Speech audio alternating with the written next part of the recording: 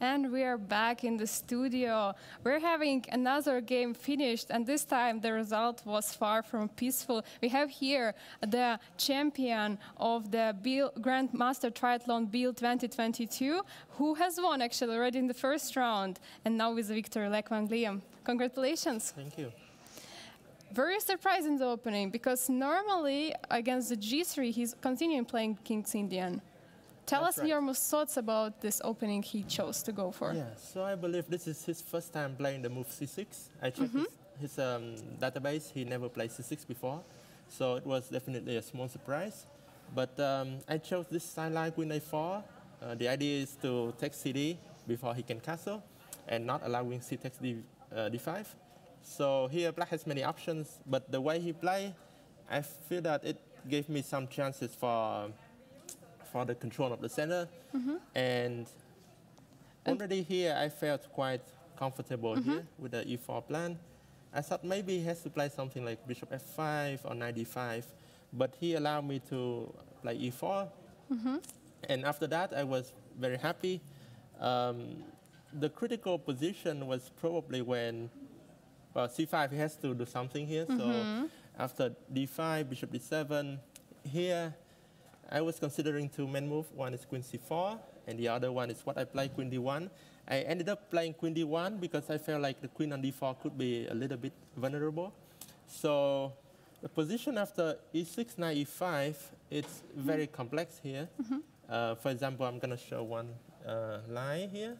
So at first, I calculated this line, Bishop F5, and Black is threatening Knight B4 with something on C2, so I have to challenge the bishop right away.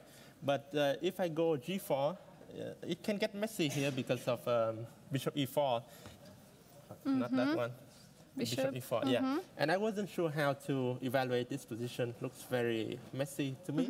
So I was going to play Knight C4, and after Queen B4, I was going to play Knight to E3. Oh. Yes, sir. Knight to E3, attacking the bishop, and the bishop probably has to go back, and maybe a Queen C2, Rook E1, and I was pretty happy with this position. So he played the move Bishop E8, also very logical. I'm sorry, I have one question. Yeah. So instead of Knight E5, we're considering to go for like D6 because it looked very straightforward, or it was... Yeah, I did consider it, but not too deeply, because in general, I feel like this pawn can become a weakness. For example, if he goes E5, Knight E5, Bishop E6, then this pawn is going to be lost, and looks like Black can activate his pieces. So I didn't want to give him that option. After Knight C7, Black has several ideas here. One is Knight to B5, and the other is Bishop to C6. And here I found a very strong move, I believe, A4. This is the critical move because I have to prevent Knight B5. And the point is that he doesn't have time to take on D5. For example, if he takes this, Bishop D5, Queen D6, looks like he's winning back the piece, but I have this move, Knight C4. And after Queen D5, there's Rook takes E8, and this is winning for white. So he has to play Knight E6. Then I go A5, Queen A6, this is on good, Knight D3. This is a difficult moment for me because it feels like I need to do something concrete here before his knight can get to D4. Bishop E3 was not working because of Knight takes D5. So I had to do something, so that's why I went here. And then after he played Rook A C8, again I had to do something. So Bishop E3, C4. At first I thought maybe I can, yeah, that's what I played, but at first I thought maybe I can go here. But then Knight C5, I was thinking Knight A3 with the idea to attack C4. But then I didn't really like the position after Queen A6. It looks quite unclear to me.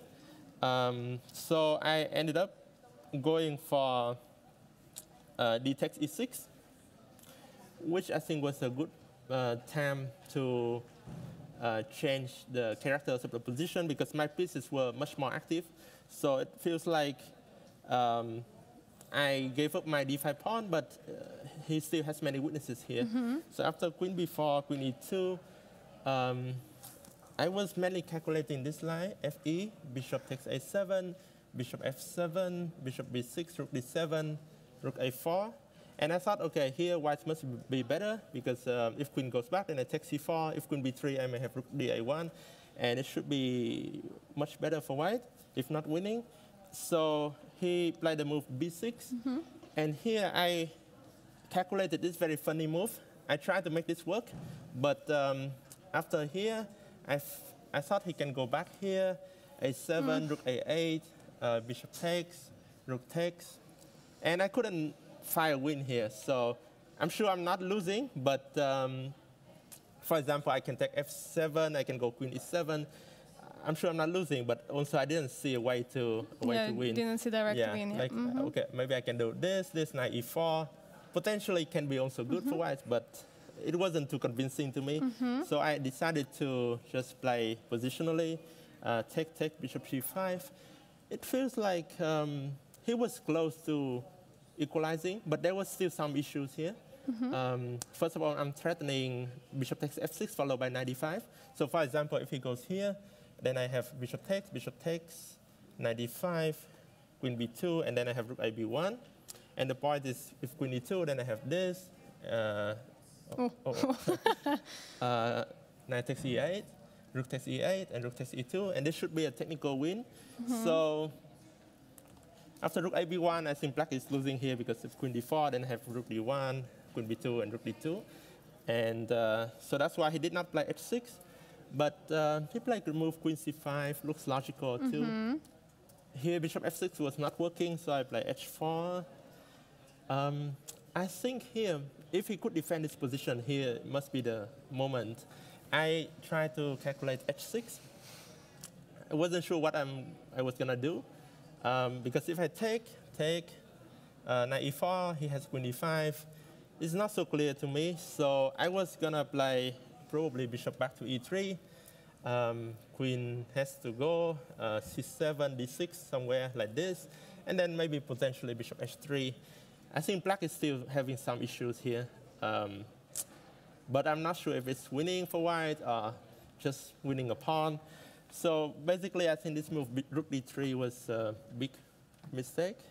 And after rook a7, I didn't see a way to defend for him because rook g3 runs into bishop f6, knight e4. He has to sack the exchange. And then after queen somewhere, like, if queen f5, then I have ef and rook f7. If he goes rook queen e5, then I have queen f3. This should be winning. So I thought after rook a7, it was already very difficult for him to defend. And he went for queen f5, and I think I converted this quite well. Yeah. I took here rook bishop e4. Yeah, basically he had to give up the exchange.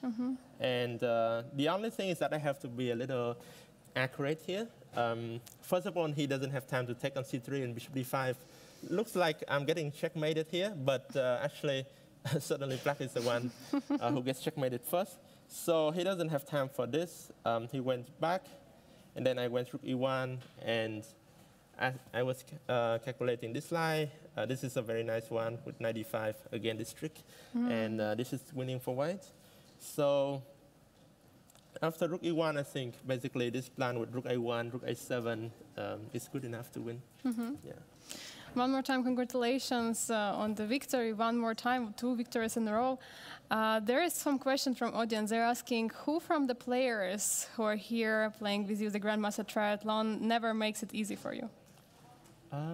Well, all of them are very, very good players, and it's never easy to beat them. Among them, I would say I especially enjoy playing against David Navarra because he's a very exciting, very interesting player, always look for complications, and playing with him always has been very enjoyable to me. And the way he's playing in this tournament, I think also very impressive. So I look forward to playing him too. But I think I play him in the last round, so Yes. still have many more rounds before that.